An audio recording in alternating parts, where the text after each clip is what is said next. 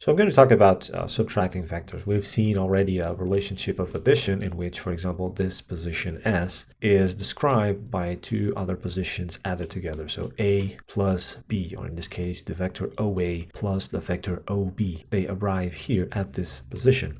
Another relationship can be done between two positions in which that I would like to know what do I need to do to one of them so that it becomes the other. So in this case, what do I need to do to A so it becomes B, what arrives at B? Of course, if I rearrange the expression here, I get that to get this, I would have to do B minus A. The vector I'm talking about here is a vector that starts at A and ends in B, so A, B. Now, I'm not dealing with vectors that are defined by two positions. I'm dealing with position vectors where the tail is always at the origin. So what do I need to do to this vector so it becomes like the other vectors with the tail at the origin? Well, I have A and I have B, and so to change the tail into the origin, I basically have to subtract A to it. And so I'm going to do the same to both positions. So now this position becomes the origin, and this one becomes B minus A. And I can forget about the origin because I already know that is implicit. So the position I'm looking for to define this vector in the format that we are working on is to subtract A to B. So let's look into that. Here I have the subtraction going on for both sides. So here I have position B, and to it I subtract the vector OA. So here I have addition of OB. To subtract OB, I basically have to add the flipped version of it. So this would be subtracting OB.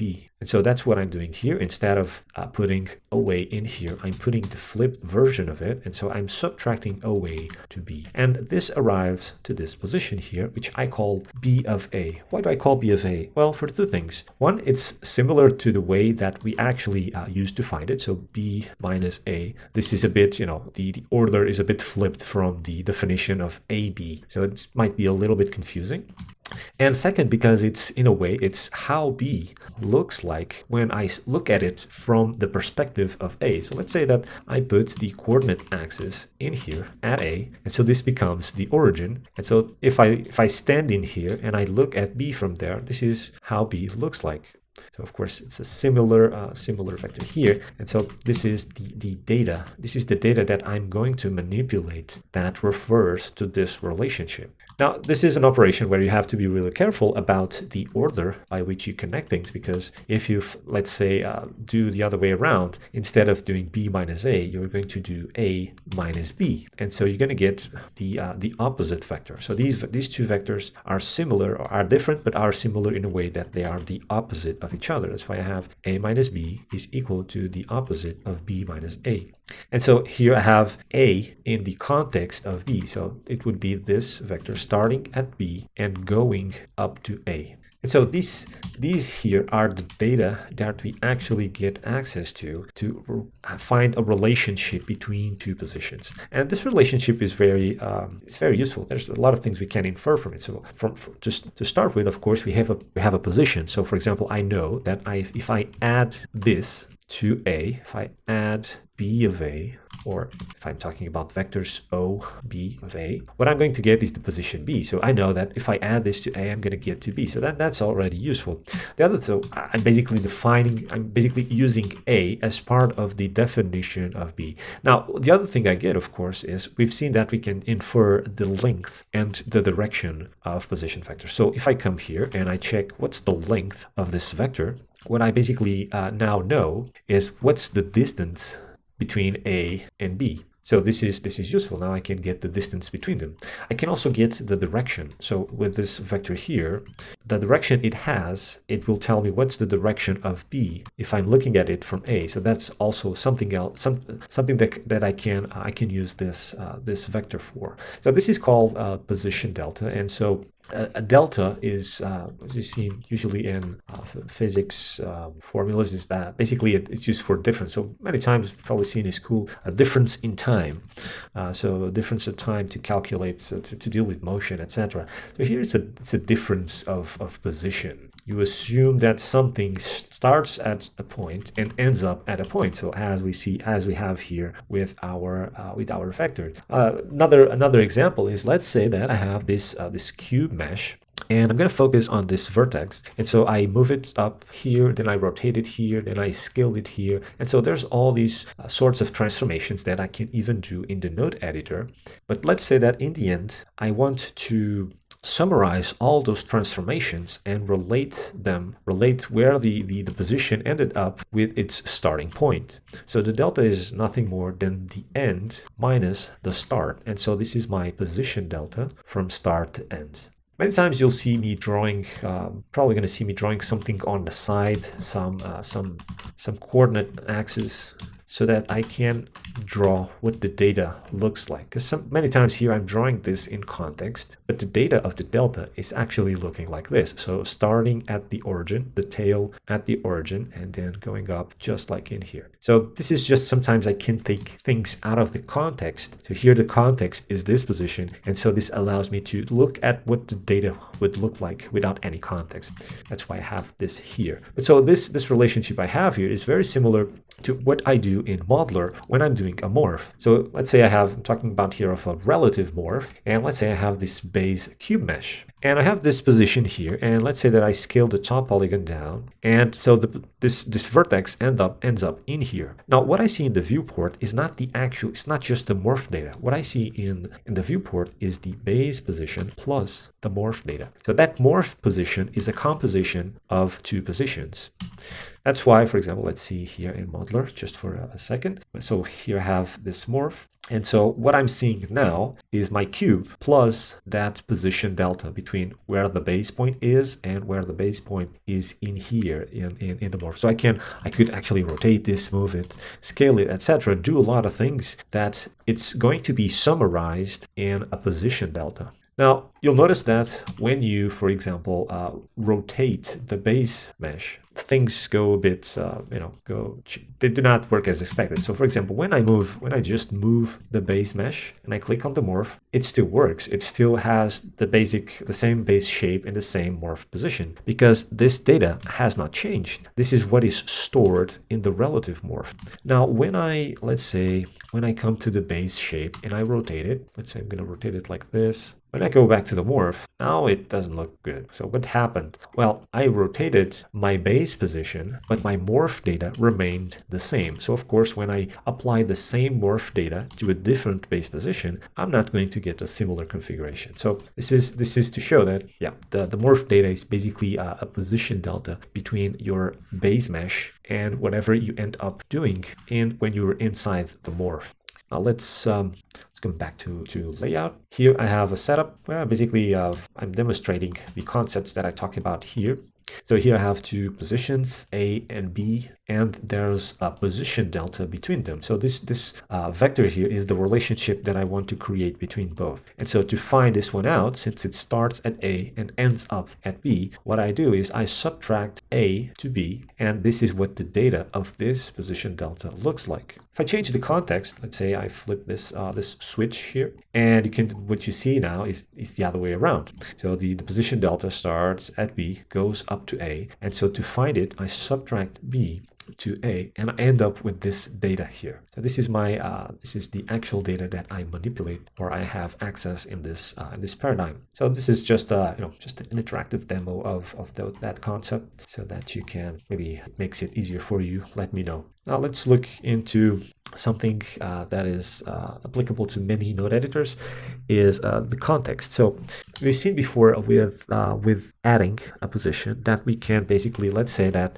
I have this object here. I have these two objects. So one is the parent, the other is the child. And so if I have the local position of the child, because we know that the positions that we manipulate here are relative to the parent. So if I have this here parented to this object, I know that this position here is relative to the parent. So here it says 1 on the y-axis. Of course, if I put 0, it goes down to the parent. So what we've seen here is that to put this local position into relative to the world space and not the parent space, if I'm just talking about positions, not mentioning rotation, scaling, etc., what I need to do is I need to add the parent's position. So I end up describing the world position of the child item by adding the parent position plus the local position that is relative to the parent. So this is what we've done with addition. Go from local to world. Now with subtraction, we're going to do the other way around. Let's say that we have two items in the world space, A and B, and we want to, let's say, put one of them in relationship to another. So what I'm going to do is, let's say I want to put B in the context of A. So to do that, what I'll do is I'll subtract the context. So in this case, I'm subtracting the position of A. And so I get this position vector here, which is basically, if I draw it in context, is what we can see, we can imagine in the 3D space. That would be this vector here. So for example, when I come here, I have this child item, moves around as I move the parent, and the parent has the coordinates -2, 0, 4. Of course, if I take this item from being parented to it, now it's at 0, 1, 0. It's going to become -2, 1, 4. So let me do that. So -2, 1, 4. So what happened here was I added the context of the parent and I got the world position. So now this child item is in the world space. So I get the position in the world space. Now, if I do the other way around, so it has -2, 1, and 4, and this object has, the parent object has -2, 0, 4. If I subtract the context, so in this case, if I do -2, 0, 4, it's going to end up with just, it's going to end up just with 1 on the y-axis. So in this case, to put this object in the context of the parent object, don't forget I have parent in place on. This is an example of doing that. So I just subtracted the parent position to my item. So to put something in from a local context into the world, you add the context. To put something from the world position into a local context, you subtract the context. And so this is why we're talking about subtraction, because it's very useful for this, to put something that is in the world into a local context. Let's look into that with other examples. Like I have here in this object a nodal motion, and so I know I can constrain this object, let's say, even though it is a child of the parent. So when I move the parent, the child follows around, but I know that I can constrain, for example, this to, let's say, that item B by coming here to this tab and just putting the position, and here I have same as item, and so if I put here the item B, where is it? It's here. If I don't click in world, it's going to just stay there. So it's just going to have the same position that B has, but in the context of the parent. If I click in world, it's going to go where B is. So now, even though that I have this parent here, when I move the parent, the child item is still constrained on the position of B. Now let's do that with nodes. So I'm going to take this out, and we're going to go here to this tab and to nodal motion. And so here I have the position of B, and here I have the parent position. So I'm going to use B position, and I need to put B in the context of the parent. Because why? Well, because in nodal motion, the position, rotation, and scale values that we can output are not relative to the world space. They're relative to the parent space. So I have to put the position of B that is in the world relative to the parent, so I can apply it in here, and it makes sense. So I have B, and I'm going I'm going to subtract the position of the parent. I'm going to put this here. I'm going to put this here.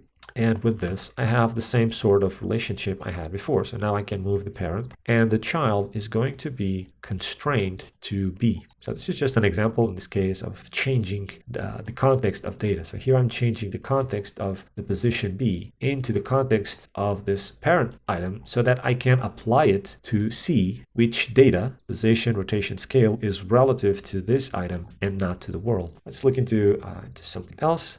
I'm going to here come to this mesh, talk about context as well. So in the displacement node editor, we also have a context. The context is the vertex position. So whatever we do and whatever we output here in the displacement node editor is going to be added onto the current positions. So let's look into that.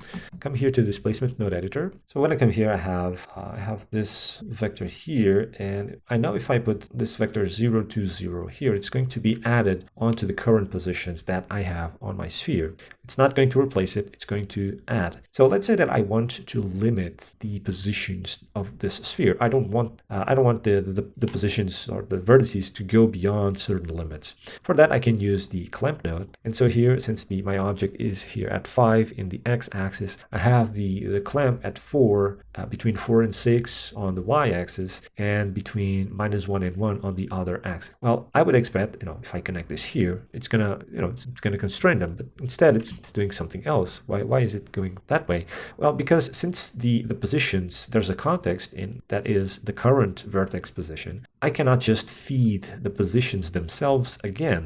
So this is not going to work as I expected, even though I'm limiting, and I'm indeed limiting the positions here. When I connect this here, I'm adding them again. So if I have my vertices positions and I put them here, I'm adding them 2 times. So that doesn't make much sense. So what I need to do is I need to create a position delta. And I do that by subtracting the initial positions. So this is my initial positions, and I do something to them, and then I subtract whatever I've done to the initial positions. And so this becomes a delta, something that I can just put here, and it will be added onto the initial positions. So when I put this here, now this doesn't look very crazy, and let's change those limits. So let's say I put here, instead of 4, I put 5.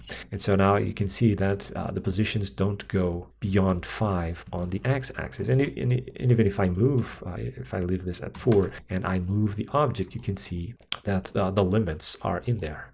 So this was to show this requirement of having to create a position delta when you use the initial position. So you can't just plug them in again because they're being added on themselves. You have to create a delta, so you account just for the difference between what you've done to those positions and what they were in the start.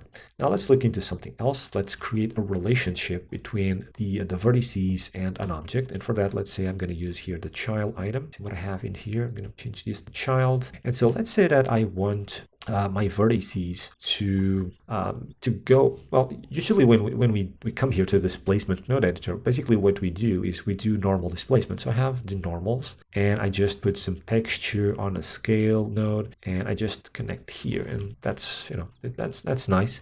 Let's say that I want to change the direction. Instead of the direction being the normals, I want to be it the direction from the point to an item. And so in this case, I'm going to use this child item for that. So to do that, I'm going to basically subtract the positions to the child item position. So in this case, I'm going to use the world position of the child item, so it doesn't mess up, because the position would be relative to the parent, and I don't want that. I want the world position. And so if I put that in here, you're going to see that now those positions are pointing to the item.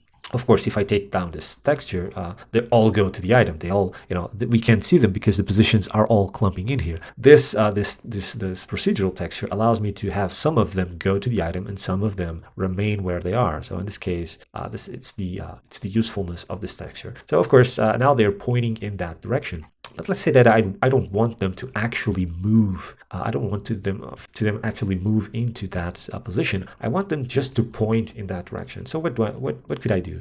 Well, I can use the normalize vector, normalize, and now this becomes just a direction vector, a unit vector. And so they have, I'm not changing they're not going crazy, just straight into the position of that item. So as I move the item away, you can see I stretch out those points. I just have them pointing in the direction of that item. And I could make it go the other way around if, for example, I've put here a sign, a vector sign. And so with this, now I make them point into the opposite direction, like so. So this is a relationship between, here I created a position delta between this item and the vertices. And so here I'm using the direction of that position delta, nothing more. Let's look into an example that uses the length of that position delta. So I'm going to disconnect this, and I'm going to turn on VPR. And I'm going to come here to the sphere delta surface.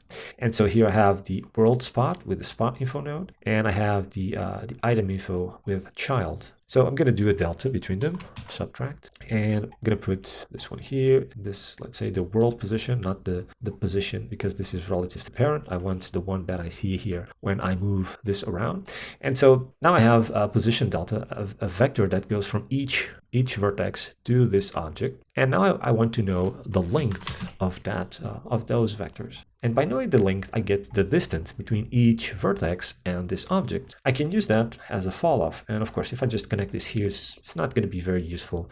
So what I'm going to do is I'm going to connect this, because it doesn't allow to see much. What I'm going to do is I'm going to connect this to this gradient. This gradient has some color keys that goes from 0 to 5 and repeats, so that I can see the transition of the value. So by putting this here, connecting this here, now you can see that I have a variation in the colors depending on the distance that the vertices are from the object. So this, in a way, is a fall-off. It's a fall-off that is basically controlling this gradient, and is basically the distance from each vertex to this object. So this is another application for a position delta. It gives you the distance between two positions. Right, you can do this with a single vector, a single node. It's called distance, and basically going to perform the same. You don't need to worry about the order, and here it would be the same. You also would not need to worry about the order. So I could put this first and this second, and the result would be the same, as you can see, because in the end this is a positive. So a length of a vector is always positive. It's either 0 or always some positive value. So the order in this subtract operation, it's not to worry about. But you can see that you can get the same thing with this distance node as I plug this in here. So many times I use it, but others I already have to use the delta, not just for distance, but for all the other things that I mentioned, the direction, the position. And so many times I just end up using the delta that I have already and plug a length node to get the distance between the two positions. Okay, so let's talk about just one extra thing about the delta. Let me put this back where it was. And let's look again to this setup here. I'm going to talk about linear interpolation. And so linear interpolation is nothing more, if we take this delta concept here, it's nothing more than a transition between the base position and the end position, or the start position and the end position. And so we've seen already linear interpolation with scalars, and so we have a factor that controls the transition between two values. And so if the factor is 0, I get A. If the factor is 1, I get B. And so any value between 0 and 1 is going to be a value between those two goals. So there's two algorithms for it. There's one where you multiply A by 1 minus the factor, and you add to B multiplied by the factor. This is the one that's usually mentioned as to have more, to deal better with floating point errors, etc. I'm just putting here as an example. But the one that I'm interested more in terms of thinking about vectors and playing with them is the other formula, where you basically do A minus B. Actually, this is wrong. It should be B minus A. So I've goofed in there, but so the formula would be L equals to A plus B minus A times the factor. So B minus A, of course, is going to be the vector AB. So I'm going to add AB to A, but of a scaled version. And so we've seen this before. It's the add scaled. And so as we gradually, so I have this position delta here, I have A, I have B, and I have the position delta starting at A. And so I have this vector here. And so as I gradually add this, I go from A to B. So if the scale of this vector is 0, I have A. If the scale of this vector is 1, I have B. And of course I can go beyond that, or below A, etc. But so this is one way I really like to think about linear interpolation, because it deals here with the position delta.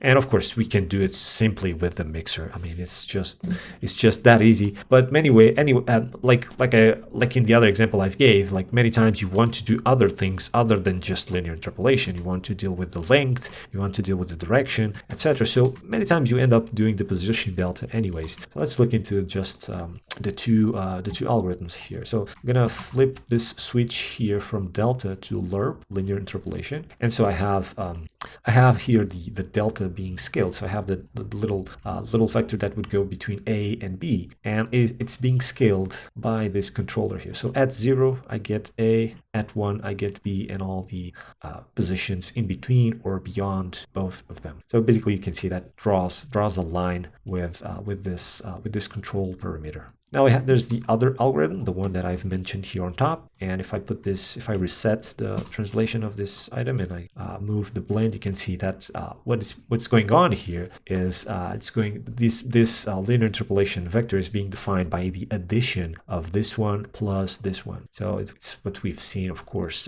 in the other video. So it's a position that is being defined by two other positions. And of course, they are scaled. Both of them are scaled, not just one. And so, of course, they are scaled in the inverse proportion. So this one is scaled by the scalar, and this one is scaled by 1 minus the scalar. So that's why as one grows, the other shrinks, and vice versa. And so this operation, of course, it's something that is very useful. Transition between two values is something very basic. And so I decided to put it here, to put in the perspective of positions and doing that transition with position. Just wanted to show though what's going on this position. I forgot what I've put. What's the name of the object? To be honest, I think it's lerp position. There we go. On the nodal motion of that object, which is the one that this arrow is pointing at, you can see that here I have several things here. So I have the mixer, and you can see that's going to do the same thing. So here, just to show that the mixer will do, so you have A, I have B, and I have the blend control object, this one here. And so just to show that this will perform the same thing. So the mixer and a subtract, so here I have the position delta between A and B, added back to A. And so this is going to do the same thing. And like I said, sometimes you already need to do the subtraction to put other things like to get the direction, to get the length. And so at times, you can use the mixer. I use the mixer most of the times, but at times this is already sitting there. So you just plug it and add scale, and you perform the same thing. So this concludes this part about subtraction and position delta. Next, I'm just going to quickly demonstrate how vectors look without any context.